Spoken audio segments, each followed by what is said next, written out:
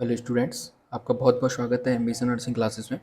देखिए, आज हम न्यूट्रिशन वाले टॉपिक के अंदर हम बात करने वाले हैं विटामिन्स के बारे में। ठीक है, और विटामिन्स की जैसे हम बात कर लेंगे, इसके बाद मिनरल्स एक टॉपिक रह जाएगा और आपकी जो यूनिट है वो कंप्लीट हो जाएगी। तो आज की वीडियो में हमारा जो टॉपिक है वो विटामिन्स रहने वाला है और हम कंप्लीट वीडियो में विटामिन्स की बात करेंगे। ठीक है, चलिए वीडियो को अपन स्टार्ट करते हैं। देखिए, विटामिन्स जब हमारे सामने आती हैं तो एक हमारे सामने आता है विटामिन्स एक बहुत छोटा माइक्रो न्यूट्रिएंट्स है जो कि हमारी डाइट में नेसेसरी हो जाता है, हमारी बॉडी को अच्छे से फंक्शन करे उसके लिए ज़रूरी हो जाता है। सबसे पहले जो विटामिन टर्म्स है इसको अपन समझ लेते हैं, ये कहाँ से डराइव हुआ। तो विटामिन जो शब्द है इसके अंदर दो शब्द हमें दिखाई देते हैं। पहला आता है बाइटा और दूसरा आता है एमीन्स। ठीक है, बाइटा जो शब्द है ये बना है हमारे सामने बाइटल से, और एमाइंस जो शब्द है वो बना है हमारे सामने अमीनो एसिड से। ठीक है, यानी वाइटल का मतलब होता है लाइफ, और अमीनो एसिड्स जो हमारे प्रोटीन के मोनोमर्स होते हैं उन्हें अपन अमीनो एसिड्स के नाम से जानते हैं। तो वाइटल और अमीनो एसिड से ये शब्द बनाए हमारे सामने विटामिन। ठीक है, अब हम इसकी डेफिनेशन या फिर विटामिन क्या होते हैं उनके बारे में देख लेते हैं। तो vitamin are the one of most important micronutrients. पहली चीज़ हमें ये समझनी होगी कि विटामिन एक प्रकार का माइक्रो न्यूट्रिएंट्स है।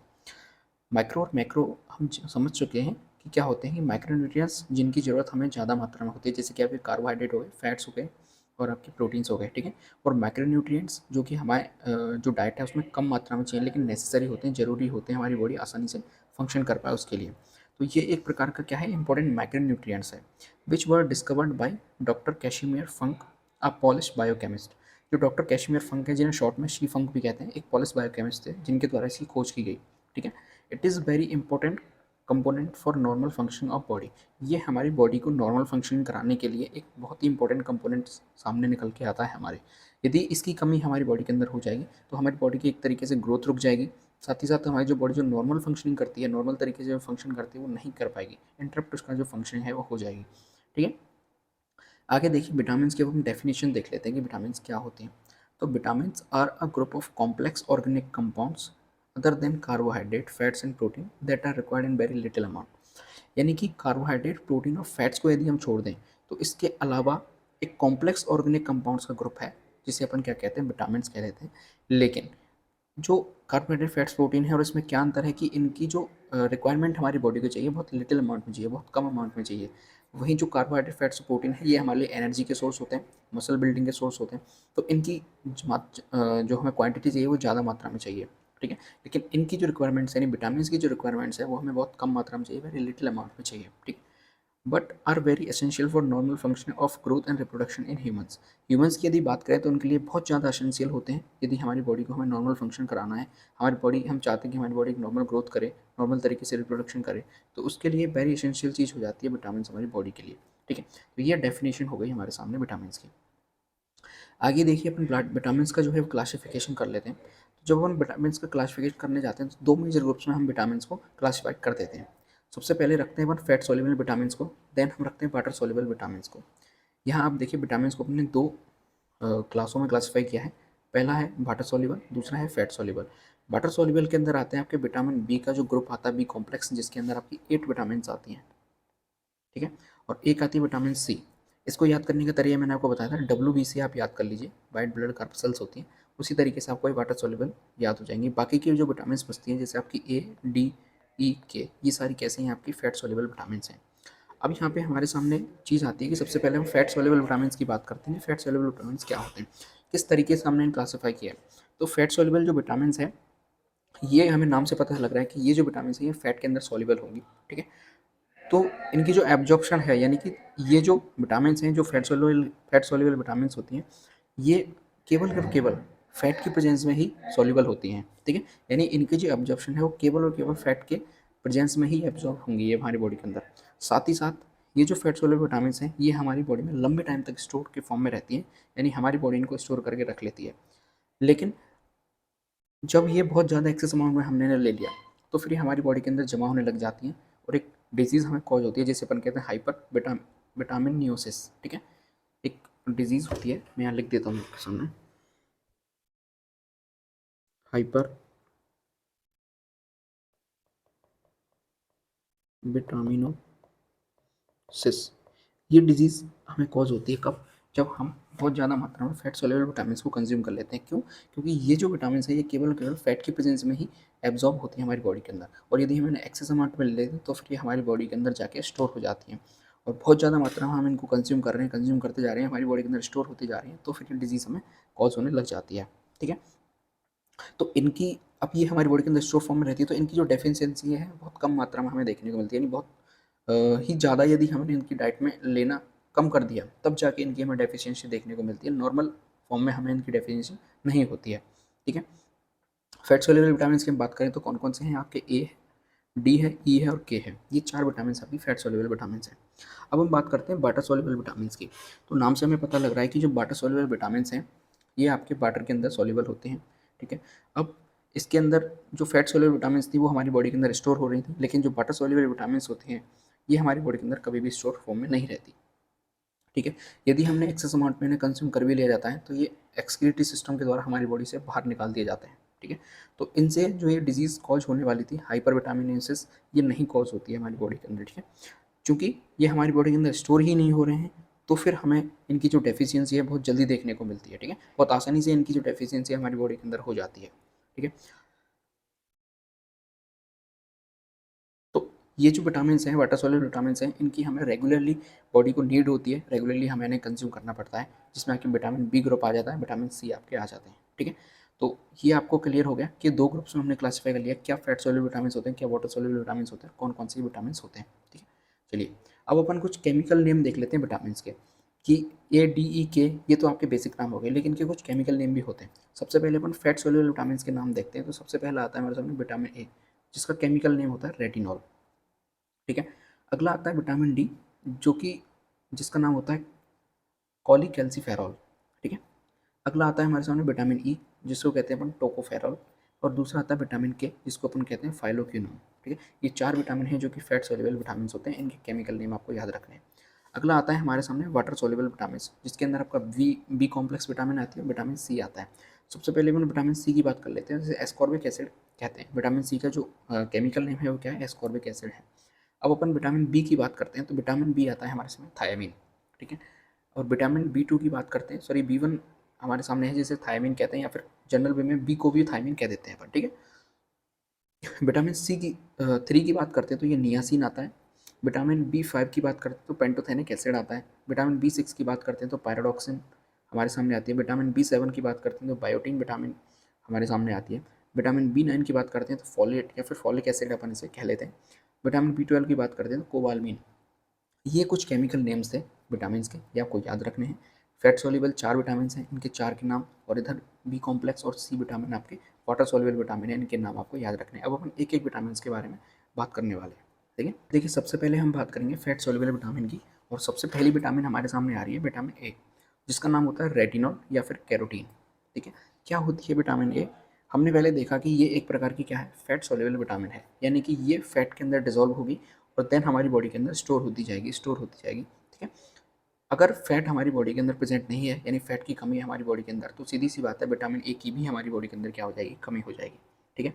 यदि हम प्लांट्स के अंदर बात करते हैं तो ये येलो कलर में हमें दिखाई देती है प्लांट्स के अंदर। ठीक है? और एक पिगमेंट के फॉर्म में ये प्लांट के अंदर हमें देखने को मिलती है। आपने जब प्लांट्स के बारे में पढ़ा होगा तो एक कैरोटीन नाम का पिगमेंट होता है, जो कि प्लांट्स के अंदर प्रेजेंट रहता है, फोटोसिंथेसिस में उनकी हेल्प करता है।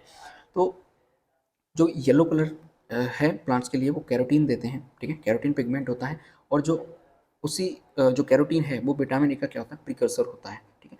तो जो कैरोटीन है विटामिन ए लाइक एक्टिविटी करता है, and it is convert to vitamin A in the body.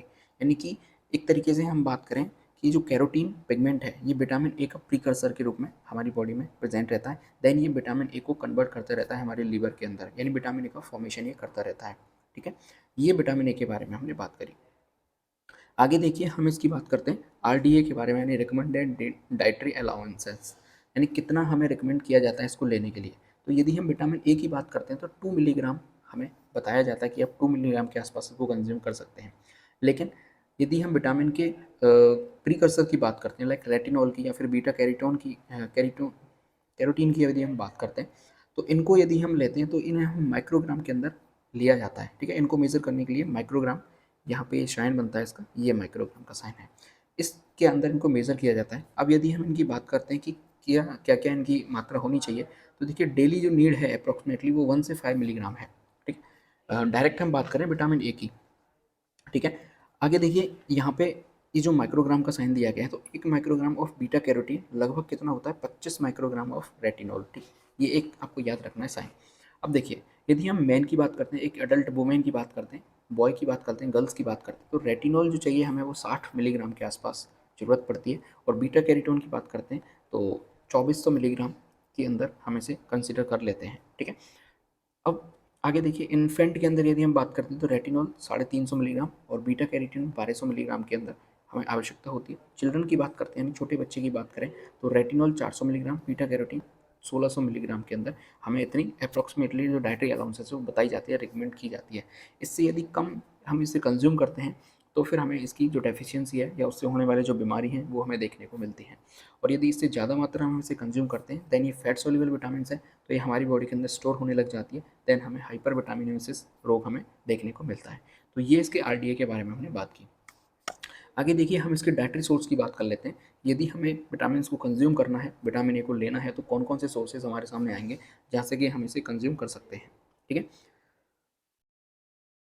तो देखिए सबसे पहले हम बात करते हैं एनिमल सोर्सेज की। दो सोर्स हमारे सामने आते हैं, एनिमल सोर्स और दूसरे होते हैं प्लांट सोर्स। ठीक है, एनिमल सोर्स की हम बात करें तो एग्स आ गए सबसे बढ़िया जो सोर्स है हमारे सामने एनिमल के अंदर। एग्स हो गया, आपकी चीज़ हो गया, साथ ही साथ मिल्क हो गया, लिवर हो गया, फिश हो गई आपके सामने जो फैटी फिशेस होती हैं, चाहे वो कैंड हो या फिर वो फ्रेश फिश हो, वहाँ से आपको विटामिन ए का सोर्स आपको या फिर विटामिन ए आप ले सकते हैं, कंज्यूम कर सकते हैं।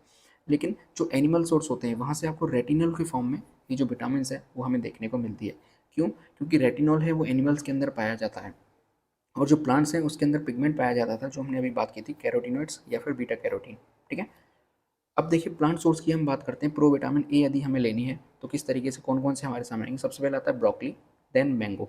अब यहाँ आपको एक चीज़ याद रखनी है कि जब भी विटामिन ए की बात करते हैं तो एक येलो कलर का पिगमेंट था कैरोटीन, तो जितने भी येलो रंग के या येलो कलर के जो फ्रूट्स होते हैं, प्लांट्स होते हैं या फिर हम कहें फ्रूट्स होते हैं, उनके अंदर हमें बीटा कैरोटीन या फिर विटामिन ए हमें देखने को मिलेगा। लाइक मैंगो की आप बात कर लीजिए, बेल पेपर की आप बात कर लीजिए, स्वीट पोटैटो, कैरेट, कैरेट के अंदर बहुत एक्सेस अमाउंट में पाया जाता है, साथ ही साथ पपाया के अंदर ये पाया जाता है, मैंगो के अंदर पाया जाता है। तो जितने भी पीले कलर के फ्रूट्स हैं उनके अंदर ये एक्सेस अमाउंट में हमें देखने को मिलता है। स्पिनच यानी कि पालक के अंदर आपको विटामिन ए बहुत ज़्यादा मात्रा में देखने को मिलेगा। केल हो गई आपकी, ड्राइड एप्रीकोट्स हो गए और बटरनट स्क्वैश हो गए, इनके अंदर बीटा हम कहें आपको विटामिन ए है वो देखने के लिए मिलता है। लेकिन ये जो फॉर्म है इसकी वो कैरोटीनॉइड्स के फॉर्म में हमें देखने को मिलता है, जो कि मेनली क्या होता है, बीटा कैरोटीन होती है। ठीक है, तो ये डाइटरी सोर्स थे हमारे सामने जहाँ से हम आसानी से विटामिन ए को कंज्यूम कर सकते हैं। इन फूड्स को यदि हम लेंगे तो हमें विटामिन ए आसानी से प्राप्त हो जाएगी। ठीक है, चलिए अब अपन कुछ फंक्शंस की बात कर लेते हैं। विटामिन ए के क्या क्या फंक्शंस हैं हमारी बॉडी के अंदर यदि हमने इसे कंज्यूम कर लिया। तो सबसे पहला फंक्शन आता है हमारे सामने मेंटेनेंस ऑफ विजन, यानी कि जब भी आप डेफिशिएंसी की बात करते हैं, विटामिन की बात करते हैं, तो ए से हमेशा एक ही जो डेफिशिएंसी होती है उससे एक रोग होता है रतौंधी, जिसे नाइट ब्लाइंडनेस भी कहते हैं। ठीक है, तो जब भी विटामिन ए की बात होगी आपको विजन से हमेशा याद रखना है इस चीज़ को कि मेंटेनेंस ऑफ विजन किस तरीके से मेंटेन करता है। तो देखिए एक पिगमेंट है जो कि हमारी कॉर्निया के अंदर पाया जाता है, जिसको कहते हैं रोडोप्सिन। रोडोप्सिन, ठीक है, ये रोडोप्सिन पिगमेंट है जो कि हमारी कॉर्निया के अंदर बनता है। इसके फॉर्मेशन में कौन हेल्प करता है, विटामिन ए हेल्प करता है। जो डाइट से हमने विटामिन ए लिया, ठीक है, अब ये जो विटामिन ए है ये ऑप्सन प्रोटीन के साथ मिलेगा। ठीक है, विटामिन ए का जो प्रीकर्सर है रेटिनएल्डिहाइड, ये ऑप्सन नाम की प्रोटीन है, उसके साथ हमें मिलेगा। देन हमारी रेटिना में रॉड सेल पाई जाती हैं। ठीक है, उन रॉड सेल के अंदर रेटिनएल्डिहाइड और ऑप्सन दोनों मिलेंगे, देन वो रोडोप्सिन के अंदर कन्वर्ट हो जाएंगे। तो एक तरीके से हम देखिए विटामिन ए क्या बना रहा है, रोडोप्सिन नाम का पिगमेंट बना रहा है। देन जो रोडोप्सिन है ये हमें पर्पल कलर का पिगमेंट है रोडोप्सिन, जो कि नर्व इम्पल्स से थ्रू हमारे जो डिम लाइट में विजन होता है उसको बहुत ज़्यादा बनाता है, यानी कि जो कम लाइट होती है वहाँ पे भी हमें देखने में हेल्प करता है। यदि रोडोप्सिन हमारी आइज़ के अंदर प्रेजेंट होगा, रेटिना के अंदर प्रेजेंट होगा, तो हमें कम लाइट में भी यानी डिम लाइट में भी हमें देखने में आसानी रहेगी। ठीक है, नहीं तो हमें कम लाइट में दिखाई नहीं देता। आगे देखिए ग्रोथ एंड रिप्रोडक्शन की हम बात करते हैं अगले फंक्शन की। तो ग्रोथ एंड रिप्रोडक्शन में ये किस तरीके से हेल्प करता है, तो vitamin is essential for normal and healthy growth. ठीक है, deficiency of vitamin A as shown impaired and improper growth. यदि विटामिन ए की हमारी बॉडी के अंदर डेफिशिएंसी हो जाएगी तो हमें इम्प्रॉपर ग्रोथ देखने को मिलेगी, यानी कि जितनी ग्रोथ हमें चाहिए वो हम नहीं देख पाएंगे। ठीक है। साथ ही साथ हम बात करते हैं जो विटामिन ए है वो मेंटेनिंग हेल्थी प्रेगनेंसी में भी हेल्प करता है, यानी कि जो प्रेगनेंसी होती है उसको हेल्थी रूप से मेंटेन करने में विटामिन ए का बहुत ज़्यादा मेजर रोल होता है यहाँ पे, ठीक है। साथ ही हम बात करते हैं कि जो मदर्स हैं उनके अंदर यदि विटामिन ए की डेफिशिएंसी हो जाती है ड्यूरिंग प्रेगनेंसी, तो सीधी सी बात है जो उसका बेबी है जो कि इनके पेट में बन रहा है उसके अंदर भी विटामिन ए की कमी हो जाएगी। देन कई बार क्या होता है कि विटामिन की इतनी ज़्यादा डेफिशिएंसी हो जाता है कि बच्चा जन्म से ही अंधा पैदा होता है, यानी कि उसे कुछ भी देखने में परेशानी होती है। तो इस वजह से जो विटामिन हैं ये आफ्टर बर्थ ही नहीं होके बिफोर बर्थ भी बहुत ज़्यादा रोल प्ले करती है हमारी बॉडी के लिए। अगली हम बात करते हैं डेवलप्स इम्यूनिटी, यानी इम्यूनिटी को किस तरीके से डेवलप करता है। तो देखिए जो विटामिन ए है जो हमारी बॉडी के अंदर जो एपिथीलिया पाई जाती है, ठीक है, जो स्किन है उसके अंदर एपिथीलिया पाई जाती है, तो उसको नॉर्मली मेंटेन करने के लिए विटामिन ए बहुत ज़्यादा रोल प्ले करता है, ठीक है। और जो एपिथीलिया है वो हमें सेल्फ डिफेंस या फिर हम कहें जो फर्स्ट लाइन ऑफ डिफेंस है माइक्रो ऑर्गेनिज्म के अगेंस्ट वो हमें प्रोवाइड कराता है। ये हमारी बॉडी है, मान के चलिए ये हमारी बॉडी का कोई ऑर्गन है, ऊपर की तरफ जो स्किन पाई जाती है इसके अंदर एपिथीलिया पाए जाते हैं। इस एपिथीलिया को मेंटेन करने के लिए हमें किसकी ज़रूरत होती है, विटामिन ए की ज़रूरत पड़ती है। यदि इस विटामिन ए को हम नहीं लेंगे तो हमें जो माइक्रो ऑर्गेनिज्म है वो एपिथीलिया को क्रॉस करके हमारी बॉडी के अंदर चले जाएंगे, देन हमें डिजीज़ वो कॉज कर सकते हैं। लेकिन इस विटामिन के थ्रू एपिथीलिया है उसके अंदर जो एपिथेलिया है बहुत ज़्यादा अच्छे तरीके से मेंटेन रहता है। देन जो फर्स्ट लाइन ऑफ डिफेंस होती है हमारी माइक्रोऑर्गेनिज्म के अगेंस्ट उसमें हमें हेल्प करता है, ठीक है। साथ ही साथ जो विटामिन ए है वो इम्यूनिटी को बूस्ट करने में भी हेल्प करता है। बोन एंड टूथ डेवलपमेंट, आगे देखिए बोन एंड टूथ डेवलपमेंट में क्या है कि vitamin A is essential for normal bone formation, ठीक है। यदि इसकी डेफिशिएंसी हमें देखने को मिलेगी तो हमारी जो बोन ऑफ सेल्स हैं, ठीक है, जो बोन्स की जो सेल्स होती हैं उनमें इम्प्रॉपर सेल डिवीज़न हो जाता है, जिससे कि जो बोन है वो ग्रोथ नहीं कर पाती, यानी उनकी जो लंबाई वो नहीं बढ़ पाती। ऐसा ही सेम किसके केस में होता है, टूथ डेवलपमेंट में भी ऐसा ही केस हमें देखने को मिलता है। जो एनिमल है हमारी टूथ के अंदर ऊपर पाया जाता है वो बहुत ज़्यादा थिन हो जाता है, देन जो हमें सेंसिटिविटी है वो हमें देखने को मिलती है, ठीक है। ये भी किसकी कमी से होता है, विटामिन ए की डेफिशिएंसी से होता है, तो ये भी फंक्शन है विटामिन का। साथ ही साथ देखिए reduce risk of several disease like act as anti cancer, ठीक है। इसका मतलब क्या है, जो कैरोटीन है जो कि पिगमेंट है किसका, विटामिन ए का, ठीक है। ये एक एंटी कैंसर फाइटिंग कैपेसिटी रखता है, यानी जो कैंसर सेल्स होती हैं उनसे फाइटिंग करने की कैपेसिटी रखता है विटामिन ए का जो प्रिकर्सर है कैरोटीन, ठीक है। तो इस तरीके से जो कैंसर की जो रिस्क होती है उसको भी रिड्यूस करती है कौन, विटामिन ए। तो ये कुछ फंक्शंस थे विटामिन ए के बारे में हमने बात की। आगे देखिए हम absorption and metabolism of vitamin ए देख लेते हैं। तो जो बॉडी है वो विटामिन ए को रेटिनॉल की फॉर्म में एब्जॉर्ब करती है, ठीक है। जो एनिमल्स हैं वहाँ से हमें विटामिन ए रेटिनॉल की फॉर्म में प्राप्त होती है, ठीक है। और जो प्लांट हैं वहाँ से हमें जो विटामिन ए है वो बीटा कैरोटीन के रूप में प्राप्त होती है, ठीक है। Beta carotene convert into retinol in the intestine then absorb, जो बीटा कैरोटीन है उसको रेटिनॉल के अंदर कन्वर्ट किया जाता है, देन हमारी जो इंटेस्टाइन है उसको एब्जॉर्ब कर लेती है। All form of vitamin A absorb in the body in presence of fat, क्योंकि ये एक तरीके की फैट सॉल्युबल विटामिन है, इसलिए इस विटामिन को एब्जॉर्ब होने के लिए हमारी बॉडी में फैट की आवश्यकता होती है, ठीक है। आगे देखिए अब अपन स्टोरेज ऑफ विटामिन ए की बात कर लेते हैं, क्योंकि ये एक फैट सॉल्युबल विटामिन है तो ये हमारी बॉडी के अंदर क्या रहती है, स्टोर फॉर्म में रहती है, ठीक है। तो vitamin A is fat soluble so can be stored in body for longer period of time, चूँकि ये फैट सॉल्युबल विटामिन है इसलिए हमारी बॉडी के अंदर लॉन्ग टर्म तक ये स्टोर रूप में रह सकती है। Vitamin A is stored in liver in the form of retinyl palmitate within special fat storing cell like stellate cell. Vitamin A है हमारी लिवर के अंदर, ठीक है। हेपेटोसाइट सेल होती हैं, देन उनके नीचे एक सेल होती है जिसे अपन कहते हैं स्टीलेट सेल, ठीक है। स्टीलेट सेल के अंदर ये रेटिनल पाल्मिटेट के रूप में हमारी बॉडी के अंदर क्या रहती हैं, स्टोर फॉर्म में ये रहती हैं। तो ये हो गया आपका क्या, विटामिन ए का स्टोरेज। आगे देखिए डेफिशिएंसी ऑफ विटामिन ए अपन देख लेते हैं कि यदि विटामिन ए की हमारी बॉडी के अंदर डेफिशिएंसी हो जाती है तो हमें क्या क्या चीज़ें हैं वो देखने के लिए मिलेंगी। तो देखिए सबसे पहले हमारे सामने आता है क्या, नाइट ब्लाइंडनेस, ठीक है। नाइट ब्लाइंडनेस का मतलब क्या होता है कि the ability of individual to see in dim light get impaired because of deficiency of vitamin A, यानी कि जो कम लाइट होती है यानी थोड़ा अंधेरा सा हो जाता है उसमें कम दिखाई देता है, इसे अपन क्या कहते हैं, नाइट ब्लाइंडनेस कह लेते हैं। जो रोडोप्सिन है a visual pigment containing vitamin A is not form due to vitamin A deficiency, यानी कि यदि विटामिन ए की हमारी बॉडी के अंदर डेफिशिएंसी हो जाएगी तो रोडोप्सिन नाम का जो पिगमेंट है वो नहीं बनेगा। वो नहीं बनेगा तो सीधी सी बात है हमें जो नाइट डिम लाइट में देखने की एबिलिटी है वो नहीं मिलेगी। तो जो पर्सन है उसके अंदर डिम लाइट में जो देखने की एबिलिटी है वो वहाँ से खत्म हो जाएगी और वो नहीं देख पाएगा, इसे अपन क्या कहते हैं, नाइट ब्लाइंडनेस कहते हैं। अगला आता है हमारे सामने जीरोफ्थैल्मिया।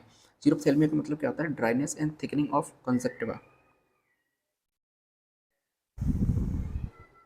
तो जो हमारे अंदर कंजक्टाइवल एपिथेलियम होती है, हमारी आइज़ के अंदर जो कंजक्टाइवल एपिथेलियम होती है उसके अंदर ड्राइनेस आ जाती है, उसकी थिकनिंग जो उसकी थिकनेस है वो थोड़ी बढ़ जाती है।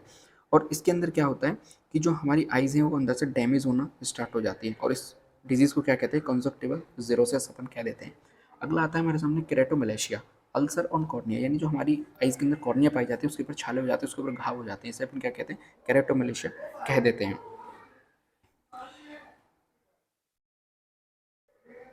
आगे देखिए ग्रोथ रिटार्डेशन, यानी ये विटामिन ए की कमी हो जाएगी तो सीधी सी बात है हमारी जो बॉडी की ग्रोथ है वो कम्प्लीटली नहीं हो पाएगी या फिर ठीक प्रकार से नहीं हो पाएगी, इसे अपन ग्रोथ रिटार्डेशन भी कह देते हैं। Dry skin and affect immunity, क्योंकि मैंने पहले आपको फंक्शन में बताया था तो कि विटामिन ए की जो फंक्शनिंग है उसमें इम्यूनिटी भी रहती है, तो जब विटामिन ए की डेफिशिएंसी हो जाएगी तो हमारी बॉडी की जो इम्यूनिटी है वो भी क्या होगी, अफेक्ट होगी। आगे देखिए सिम्टम्स ऑफ विटामिन टॉक्सिसिटी, मान के चलिए हमने एक्सेस अमाउंट में विटामिन को कंज्यूम कर लिया तो फिर हमें क्या क्या देखने को मिल जाएगा, हाइपर रिलेटिविटी, ठीक है, ये हमें देखने को मिलेगा। साथ ही साथ हेडेक हमें हो सकता है, सर में दर्द हो सकता है, स्किन की जो ड्राइनेस है वो भी हो सकती है। अब देखिए यदि आप कम मात्रा में ले रहे हैं तो भी आपकी ड्राई स्किन हो जाएगी, यदि आपको बहुत एक्सेस अमाउंट में ले रहे हैं तो भी आपको क्या देखने को मिलेगा, ड्राई स्किन देखने को मिलेगी। Enlargement of liver and spin, क्यों? क्योंकि जो हमारी विटामिन ए है वो किसके अंदर जाके स्टोर हो रही है, लिवर सेल के अंदर स्टोर हो रही है, स्प्लीन के अंदर जाके ये स्टोर होती है। देन इनके इनलार्जमेंट एंड इनके अंदर स्वेलिंग हमें देखने को मिलेगी। हेयर लॉस हमें देखने को मिलेगा विटामिन ए की टॉक्सिसिटी के फॉर्म में। एलोपीसिया जिसे अपन कहते हैं, फटीग यानी शरीर में थकावट सी हमेशा बनी रहेगी, थका हुआ शरीर महसूस करेगा। एनोरेक्सिया भी हमें देखने को मिल सकता है। तो ये कुछ टॉक्सिसिटी के फॉर्म हैं, विटामिन की साइंस हैं, सिम्टम्स हैं। यदि विटामिन की टॉक्सिसिटी हो जाएगी तो ये कुछ हमें देखने को मिलेंगे। ठीक है, इस तरीके से विटामिन ए आपका कंप्लीट हो जाता है।